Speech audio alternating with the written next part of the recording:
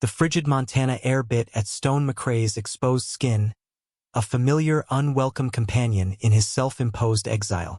He stood on the raw timber platform of the makeshift train depot, his gaze fixed on the iron tracks that vanished into the immense, unforgiving landscape. In his coat pocket, his gloved hand rested on a crumpled letter. The paper was thin, the penmanship delicate, almost ethereal. It spoke of a woman named Nora Hart, a Boston schoolteacher of gentle disposition, versed in poetry and scripture, seeking refuge from a world that had become too coarse for her sensibilities. It was a letter that promised softness, compliance, a quiet presence to fill the deafening silence of his mountain cabin. A lie. He knew it the moment the train hissed to a halt and she descended. This was no delicate flower. The woman who stepped onto the platform was tall, her frame sturdy beneath a plain, dark wool coat. She carried no parasol, only a single, heavy-looking carpet bag. Her face, framed by tightly bound auburn hair, was pale but composed, her jaw set with a firmness that spoke of resilience, not fragility. Her eyes, a startling shade of green, met his without a flicker of subservience. They were intelligent, assessing, and held a shadow of something he recognized from the mirror: exhaustion that had settled deep into the bones. He was a man built of ridgelines and rockslides, his body a roadmap of scars from the war and the wilderness. He had expected to tower over his mail-order bride, to be the undeniable bulwark against the elements. Yet this woman, Nora Hart, stood nearly eye to eye with him. There was a power in her stillness that unsettled him more than any blizzard. "Mr. McCrae?" Her voice was lower than he'd imagined, clear and steady, carrying easily over the wind. It held none of the breathy timidity the letter had implied. He gave a curt nod, his own voice a gravelly rasp. "Ma'am," he took the bag from her hand. It was heavier than he expected, weighted with what felt like books. Another contradiction. He gestured toward a buckboard wagon hitched nearby, his movements economical and stiff. The silence stretched between them, thick with unspoken questions. He had paid for a partner suited to this harsh life, yes, but he had been led to expect someone pliable, someone who would not challenge the walls he had built around himself. As he loaded her bag, he watched her. She didn't shrink from the biting wind or the stares of the few rough-looking men loitering near the general store. Instead, she took in the stark panorama: the jagged, snow-dusted peaks, the endless sky, the brutal emptiness of it all, with a strange, unreadable expression. It wasn't fear. It was something closer to recognition, as if this desolate place was not a shock, but an inevitability. He had sent for a ghost to haunt his house quietly. He had gotten a woman made of flesh, blood, and what looked suspiciously like iron. The letter in his pocket felt like a fool's token. He had been deceived, and the most bewildering part was the dawning realization that the woman standing before him, the very contradiction of his request, might be the only kind of woman who could possibly survive what was to come. The thought did not comfort him. It felt like a premonition, another battle he hadn't asked for, marching directly into the heart of his solitude. The journey to his homestead was a long, jarring affair conducted in near-total silence. The wagon wheels groaned over the frozen ruts of the trail, the sound swallowed by the immense quiet of the mountains. Stone handled the horses with an ingrained competence, his attention seemingly fixed on the path ahead, yet he was acutely aware of the woman beside him. She didn't complain about the cold or the rough ride. She sat upright, her hands clasped in her lap, her gaze sweeping across the landscape. She noticed the way the pines clung to the rock faces, the distant track of a wolf in the snow, the hawk circling in the vast gray sky. She was not just looking, she was reading the land. His cabin came into view as dusk began to bleed across the snowfields, a plume of smoke rising from its stone chimney. It was a stark, functional structure, built with his own hands, more fortress than home. It stood alone in a small valley, flanked by a dense forest and a fast-running creek that resisted the ice. To some, it would be a picture of profound loneliness. To Stone, it was a sanctuary. He pulled the wagon to a halt and got down without a word, moving to unhitch the horses. He expected her to wait, to need help descending. Instead, she swung herself down from the buckboard with an easy, practiced motion, her boots landing solidly on the hard-packed earth. She stood for a moment, taking in the cabin, the barn, the formidable peaks that walled them in. "You have a good defensive position here," she said, her voice matter-of-fact. "Clear sight lines from the front windows. The creek protects your flank. The trees provide cover for a retreat, if necessary." Stone froze, his hands still on the harness. He turned to look at her fully. Her analysis was swift, accurate, and entirely military. It was the kind of assessment he would have made himself. Poetry and scripture. The lie was so profound it was almost laughable. "Who are you?" he asked, the words stripped of all pleasantry. Nora's gaze didn't waver. "I am Nora Hart, the woman who answered your advertisement." The letter, it was written by a friend. She believed a certain portrayal was necessary to secure a response. "She lied. She embellished," Nora corrected, a flicker of defiance in her eyes.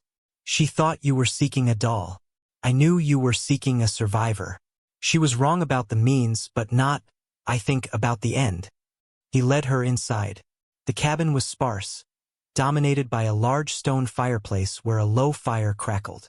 A rough-hewn table and 2 chairs, a cot in the corner, and shelves holding tins of food and ammunition.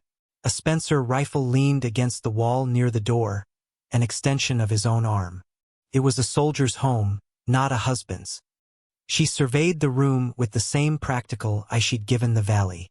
She set her bag down and unbuttoned her coat, revealing a simple, high-necked dress of dark gray wool. There was nothing soft about her, but there was a profound dignity that was more commanding than any finery. Stone felt the need to break the spell of her composure, to lay the truth of their situation bare, as stark as the landscape outside. This was not a courtship. It was a contract. "I didn't send for a partner to discuss military tactics," he stated, his voice low and flat. "This land, it's all I have. It's the only thing I managed to build after everything else was burned to the ground. But land without a future is just dirt waiting for another man to claim it." He watched her face, searching for a crack in her resolve. He found none. He took a breath, the words tasting like rust in his mouth. "I need this line to continue. I need an heir to hold this claim when I'm gone. The arrangement is simple. I offer you my name, my protection, and this roof over your head.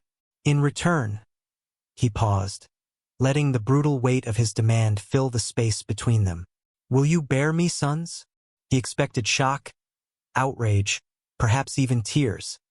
He had stripped away all pretense of romance, of companionship, and reduced their union to its most primal biological function. It was a cruel question, born of his own desperate need for a legacy, a way to make his survival mean something. Nora Hart did not flinch. Her green eyes held his, and for the first time he saw the depths of the shadows within them. She had her own ghosts, her own burned-out past. She understood desperation. "Yes," she said, her voice quiet but firm as the stone in the fireplace. "On one condition." "Name it." "You teach me to use that," she said, nodding toward the Spencer rifle. "Not just how to shoot it, but how to maintain it, how to reload under pressure, how to make it a part of me, just as it is for you. If I am to bring children into this world, into this place, I will be able to defend them. With or without you." Stone stared at her. The delicate schoolteacher from Boston had just negotiated the terms of her motherhood with the cold-blooded pragmatism of a frontier treaty. The lie in the letter was a distant memory. The truth of the woman before him was far more formidable and far more valuable. He gave a single, sharp nod. The contract was sealed. In the weeks that followed, a quiet, functional rhythm established itself in the cabin. Nora was a tireless worker, her hands as capable of kneading dough and mending clothes as they were of gripping the stock of the heavy Spencer rifle. Stone began her training immediately, just as he'd promised.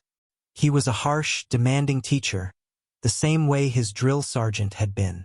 He showed her how to break the rifle down, clean each part until it gleamed, and reassemble it by feel in the dark. He made her dry fire at a knot in the cabin wall until her arms ached, teaching her breath control, trigger squeeze, and sight alignment. When she was ready, he took her out to a clearing. He set up tin cans on a fallen log 100 yards away. "Load 7 rounds," he commanded. "Hit all 7. Her first shot went wide, kicking up a puff of snow. Her second clipped the edge of a can, sending it spinning. He said nothing, just watched, his face an unreadable mask. She took a deep breath, the cold air stinging her lungs, and methodically fired again. Clang. The third can flew off the log. Clang. The fourth. She didn't stop until all the remaining cans were gone. She lowered the rifle, a faint tremor in her arms, and looked at him. "Again," was all he said. They spent days like this. He taught her to track, to read the subtle signs of the wilderness. He showed her which plants were medicine and which were poison, how to set a snare, how to move through the dense woods without a sound. He spoke little, demonstrating more than explaining. And she learned, absorbing every lesson with a fierce, silent determination. She was not just fulfilling her end of a bargain. She was arming herself against a world that had already betrayed her once. In return, she brought a semblance of order to his life. The cabin became cleaner, the meals more regular. She found a crate of his mother's old books, their pages warped and stained, and carefully tried to salvage them. One evening, he found her by the fire, painstakingly stitching the torn binding of a book of poetry. It was the first time he had seen a hint of the woman from the letter. "My father was a professor," she said, not looking up from her work. "He believed books were the only true sanctuary." "Sanctuaries can be burned," Stone replied, his voice rougher than he intended. Her hands stilled. "Yes," she whispered, "they can." That was how they communicated in small, guarded revelations. He never spoke of the war directly, but sometimes at night, he would cry out in his sleep, his hands clenched as if holding a rifle in a trench.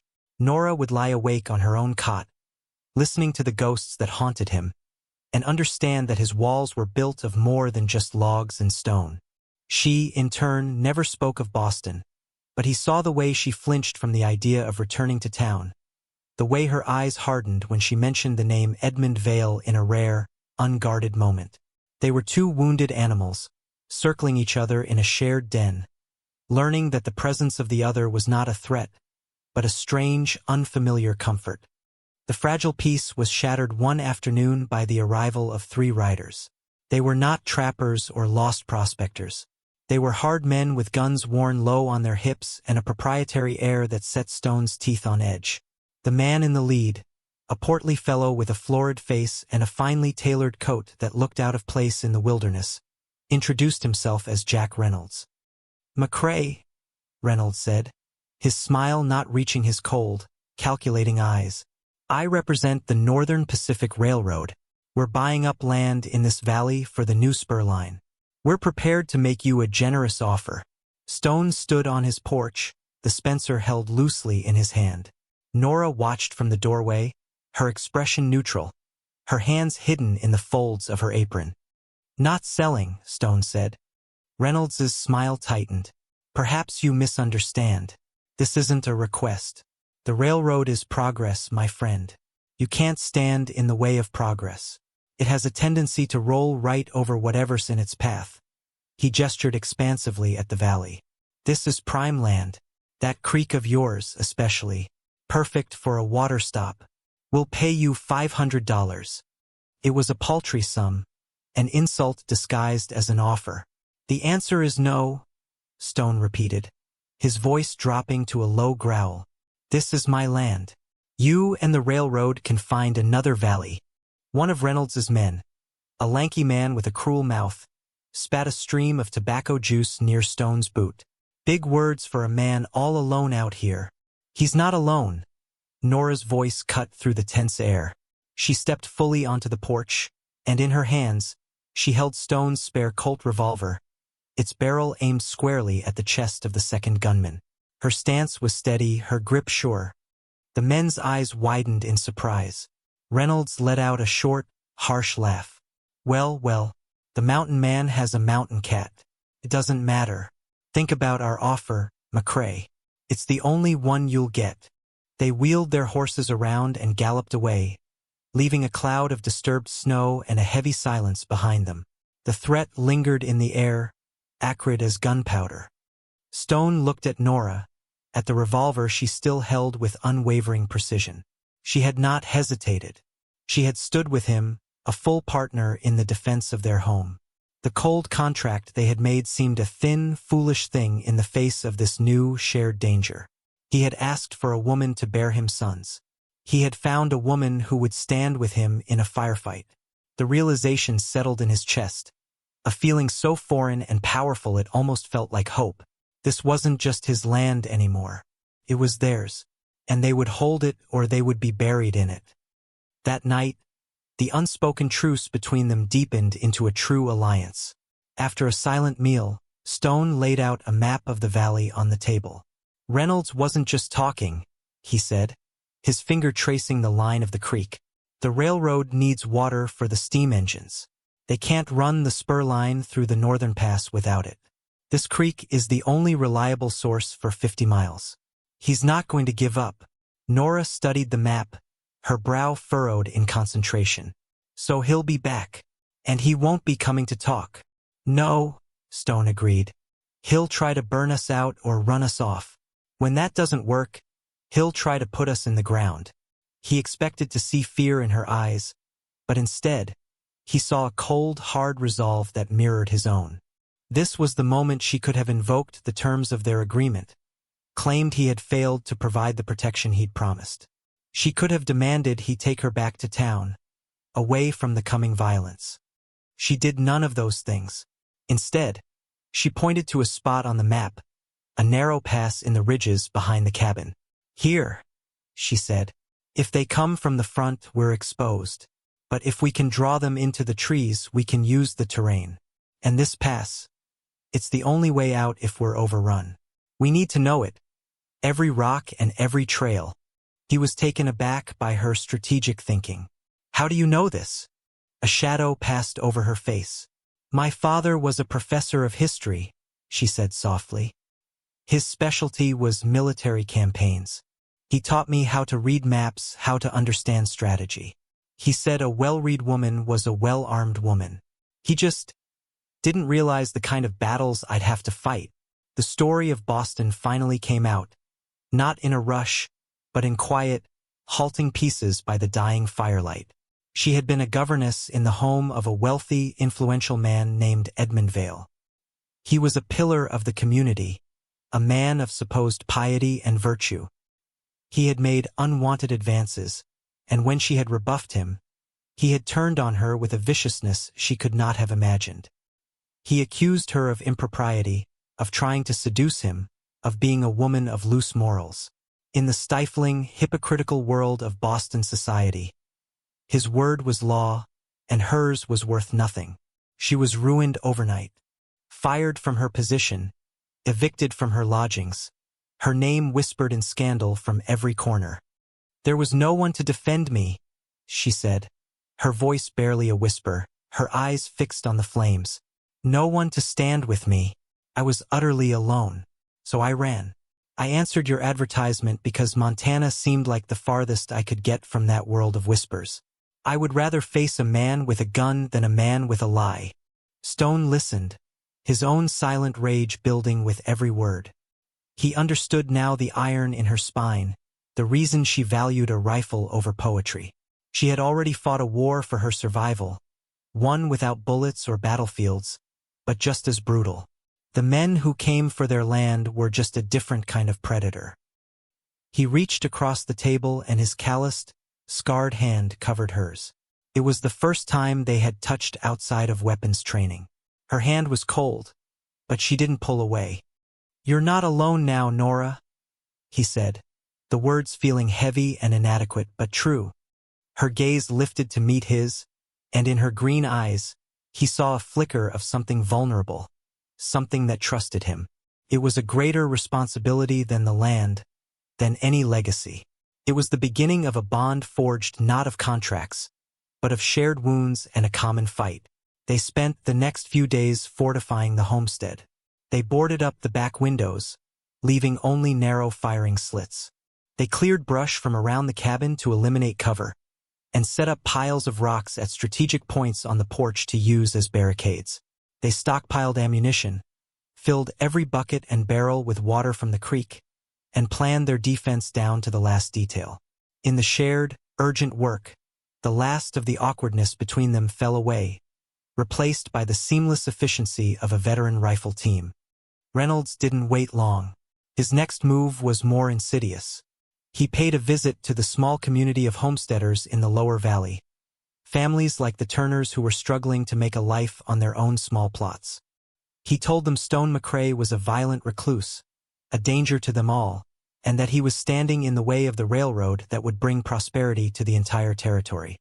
He offered them money for their land too, but his threats were thinly veiled. When William Turner, a man with a young wife and 2 small children, refused to sell, his barn was burned to the ground in the middle of the night. Stone and Nora rode down the next morning to find the Turners standing amid the smoldering ruins. Ruth Turner was weeping, while her husband stared at the wreckage with the dead eyes of a defeated man. "He said this was just a warning," William said, his voice hollow. "Said next time it would be the house." Stone's hands clenched into fists. This was no longer just about his land. Reynolds was preying on the weak, using fear as his primary weapon. He looked at Nora, and saw the same cold fury reflected in her eyes. This was Edmund Vale all over again, a powerful man crushing those who could not fight back. They spent the day helping the Turners salvage what they could. Nora comforted Ruth, her quiet strength a balm against the woman's terror. Stone spoke with William, not with platitudes, but with practical advice. "He wants you to run," Stone said. "Don't give him what he wants. Rebuild. Stand your ground." Before they left, Stone gave William a spare hunting rifle and 2 boxes of cartridges. "Learn how to use this," he said, "and don't be afraid to." On the ride back to the cabin, the setting sun casting long, dark shadows across the snow, Nora spoke. "We can't just wait for him to come to us. He's trying to isolate us, turn our neighbors against us. We have to fight back." "I know," Stone said. He had a plan, a desperate one. He rode into the town of Prospect Creek the next day, alone. He went to the marshal's office. Marshal Jenkins was an older man, worn down by the thankless job of trying to keep the peace in a lawless territory. He listened to Stone's story about Reynolds and the railroad with a weary expression.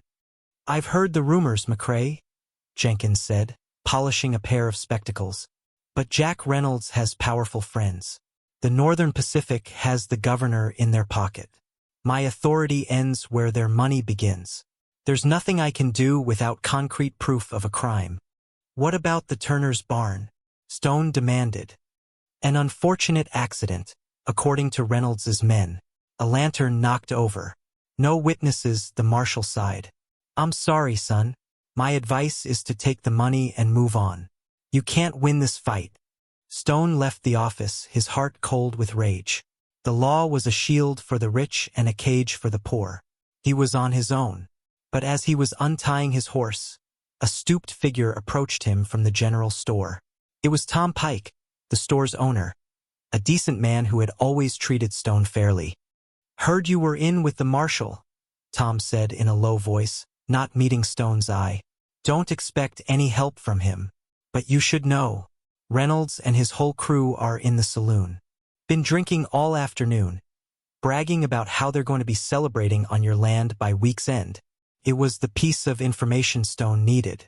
He thanked Tom and rode out of town, not towards his cabin, but towards the high mountain trail that overlooked the main road. He had a new plan now. They wouldn't wait for the attack. They would choose the battlefield. He returned to the cabin well after dark. Nora was waiting on the porch, the Spencer rifle in her lap. The sight of her, a steadfast sentinel in the moonlight, sent a wave of fierce, protective emotion through him. "The law won't help us," he said, swinging down from his horse. "Reynolds and his men are in town. I count 8 of them. They'll be drunk and confident when they ride out. They'll take the main road. He spread the map on the table again, the lantern light casting flickering shadows on their determined faces. He pointed to a narrow canyon, a few miles from the homestead. Here, it's a natural bottleneck. We can set up on the ridge. They'll be caught in a crossfire. It's a risk, Nora said, her voice steady. We'll be outnumbered 4 to 1. It's a better risk than letting them surround us here, he countered. In the canyon, we control the engagement. She looked at him, her green eyes searching his. Then she nodded. All right, let's prepare. They worked through the night, packing ammunition, food, and water. As the first pale light of dawn touched the mountain peaks, they were ready. Before they left, Stone stopped her at the door. Nora, he said, his voice uncharacteristically hesitant. You don't have to do this. This is my fight. She looked up at him, her expression softening for just a moment. Your fight? She said, a small, wry smile touching her lips. Mr. McCrae, you hired me to help you build a future on this land. This is the foundation we're laying. It's my fight, too. She reached up and adjusted the collar of his coat, a simple, intimate gesture that spoke volumes. In that moment, standing in the doorway of the home they were about to risk everything for, he knew that the cold, pragmatic contract they had made was long dead. He didn't know what this new thing was, this fierce loyalty and unspoken understanding, but he knew he would die to protect it, to protect her. They rode hard, taking the high trail to the canyon, their horses sure-footed on the treacherous path. They tethered the animals in a hidden copse of trees and climbed the last 100 yards on foot, burdened with rifles and ammunition bags. The ridge offered a perfect vantage point, a commanding view of the canyon floor below, which was little more than a wide, snow-dusted wagon trail hemmed in by steep, rocky walls. They found their positions, 2 natural depressions in the rock about 50 yards apart, offering good cover and clear fields of fire. Then they waited. The cold was a physical presence, seeping through their heavy coats. They didn't speak, conserving energy, their focus absolute. Hours passed. The sun climbed high overhead, then began its slow descent. Doubt began to creep into Stone's mind. Had he been wrong? Had they left town by another route? Just as the shadows began to lengthen, he heard it. The distant sound of horses and loud, drunken laughter. He caught Nora's eye across the chasm of rock between them and gave a slow, deliberate nod. She nodded back, her face pale but set like flint. She chambered a round in her Spencer, the metallic click unnaturally loud in the silence. Reynolds and his 7 men rode into the canyon with the careless arrogance of conquerors. They were loud, passing a bottle between them, their guard completely down. They rode straight into the kill zone. Stone waited until the lead rider was directly below him. He took a deep breath, let it out slowly, and sighted on the man's chest. He squeezed the trigger. The shot cracked through the valley, echoing off the canyon walls. The lead rider grunted and pitched from his saddle. Before the others could react, a second shot rang out from Nora's position. Another man fell. Chaos erupted below. The riders scrambled for cover that wasn't there, their horses rearing and screaming in panic. They fumbled for their guns, firing wildly up at the ridge, the bullets whining harmlessly off the rocks. Stone and Nora worked with brutal efficiency. They had become a single, deadly machine. Fire. Work the lever. Eject the spent casing. Acquire a new target. Fire. There was no emotion, only the grim calculus of survival. Stone took down a 3rd man who was trying to get his horse under control. Nora's rifle barked again, and a 4th clutched his shoulder, his pistol falling into the snow. Reynolds, his face a mask of shock and fury, finally managed to rally his remaining men. Up there, he roared, pointing toward Stone's position. Get up there and kill him. 2 men dismounted and began scrambling up the scree-covered slope, firing as they came. Stone ignored them, focusing his fire on the men still on the canyon floor. It was Nora who dealt with the climbers. Her first shot sent one tumbling back down the slope. The second kicked up a spray of rock chips just beside the other's head, forcing him back behind a boulder. The fight was short and savage. Caught in the open, with superior marksmanship raining down on them from two directions, Reynolds's men never stood a chance. Within minutes, it was over. 2 were dead, 3 were wounded and surrendering, and the last 2, including the man Nora had pinned down, had thrown down their guns and fled back down the canyon.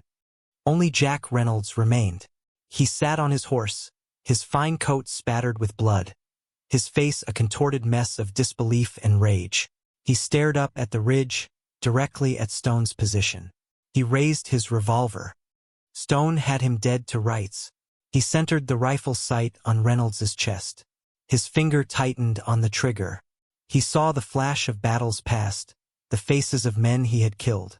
But then he saw the Turners' burning barn. He heard Nora's story of Edmund Vale, and he knew this was not war. This was justice. He shifted his aim slightly and fired. The bullet tore through Reynolds's gun hand. The revolver spun away, and Reynolds howled in pain, clutching his shattered wrist. The fight was over. Stone and Nora kept their rifles trained on the men below as they slowly descended the ridge. The wounded gunmen watched them approach, their eyes wide with fear and respect. Stone went directly to Reynolds, who was slumped in his saddle, pale and sweating. "It's over, Reynolds," Stone said, his voice flat and hard. "You're going to ride to Prospect Creek. You're going to tell Marshal Jenkins what you did. You're going to confess to burning the Turners' barn and trying to kill us. And if you don't, I will hunt you down and finish what I started here today. Do you understand me?" Reynolds, broken and bleeding, could only nod. They rounded up the wounded men, tied Reynolds to his saddle, and sent them on their way, a grim procession of defeated ambition. Stone and Nora stood in the silent canyon, the acrid smell of gunpowder hanging in the cold air. The snow was stained with blood. They had won. They had held their ground. Nora walked over to him, her rifle held loosely at her side. Her face was smudged with powder, her expression exhausted but triumphant. "We did it," she said, her voice a mixture of awe and relief. He looked at her, this incredible, strong, resilient woman who had faced down armed men without hesitation. The woman who had fought for their home, for their future. The words he had never known how to say suddenly felt simple, necessary. "Nora," he began, his voice thick with emotion. He reached out, his hand gently touching her cheek. "When I wrote that letter, I asked for a woman to bear me sons, to give me a legacy. I was a fool. I was looking for a ghost to fill a space. But you are the legacy.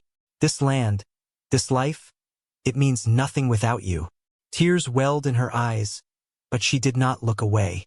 "And I answered," she whispered, "looking for a refuge, a place to be safe. I never thought I'd find a place to belong." He closed the small distance between them and kissed her, a kiss that was not about contracts or bargains, but about the fierce, undeniable truth of what they had become. They were partners, survivors, a family forged in the crucible of the frontier. Standing in that blood-soaked canyon, surrounded by the silence of the mountains, they had finally found their home, not in the land, but in each other. In the aftermath, a new kind of peace settled over the valley. Reynolds, true to his word under duress, confessed his crimes to Marshal Jenkins. Faced with a public confession and the testimony of William Turner, the law, however reluctantly, was forced to act. The Northern Pacific Railroad, fearing a scandal, quietly disavowed Reynolds and rerouted their spur line through the more difficult northern pass, abandoning their designs on the homesteaders' land. The valley was safe. Stone and Nora worked to rebuild not just their own defenses but the trust of their neighbors. They helped the Turners construct a new barn, bigger and sturdier than the last. The act of shared labor, of a community standing together, healed wounds that Reynolds's violence had inflicted. Stone McCrae, the haunted recluse, slowly became a respected leader, a man others looked to for guidance and protection. Nora, the disgraced governess, became the heart of their small community, her quiet strength and keen intellect a source of stability for all. Their cabin, once a soldier's Spartan outpost, transformed into a home. Books lined the shelves, curtains Nora had sewn softened the windows, and the scent of baking bread often mingled with the smell of wood smoke and gun oil. The two cots were replaced by a single, sturdy bed that Stone built with his own hands. One evening, as they sat before the fire, the snow falling softly outside, Nora rested her head on his shoulder. The silence between them was no longer heavy or awkward, but filled with a deep, unspoken contentment. "Do you ever think about your question?" she asked softly. "The first day I arrived." Stone knew what she meant. "Will you bear me, sons?" The stark, pragmatic demand that had started it all. He turned his head, his rough cheek brushing against her hair. "I think about it," he admitted, his voice a low rumble. "I was a man trying to plant a flag in the dirt, Nora. I thought a son was the only way to make my mark, to prove I had survived. I was wrong." He took her hand, his thumb stroking the back of it. "Our legacy isn't an heir. It's this, the home we built, the peace we fought for, the safety we can offer others. That's a legacy that will last." She smiled, a genuine, radiant smile that still had the power to take his breath away. "I agree," she said. "But," she added, a teasing light in her eyes, "a son or a daughter to teach how to shoot, track, and stand up to bullies wouldn't be such a bad thing either." He chuckled, a rare and welcome sound that filled the warm cabin. He pulled her closer, feeling the profound rightness of her in his arms. The war had taken everything from him, leaving him a hollowed-out man in an empty wilderness. He had sent a letter seeking a solution to a problem of lineage and land. And in the greatest, most wonderful contradiction of his life, he had received the answer to a prayer he had never dared to voice. He had found a partner, a warrior, a wife. He had found Nora, the woman who made him feel as secure as this battle-scarred frontiersman. Together, they had not just survived. They had built a life, a real one, a future as vast and promising as the Montana sky.